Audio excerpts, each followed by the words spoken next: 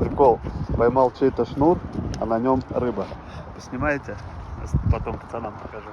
Так, вот так, Там, да? Да, там я уже нажал, просто на меня. Видите? Там реально рыба или что это? Или это воблер что-то? Нет, это рыба. Тут шнура немерено просто. Я уже...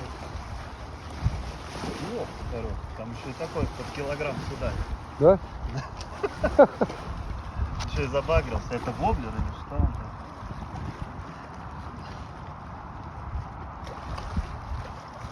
Ну у тебя сегодня пруха просто. Я сегодня просто отловился тут, как мог.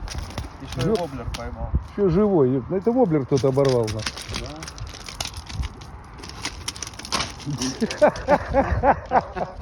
Держи. Ой, нормально так.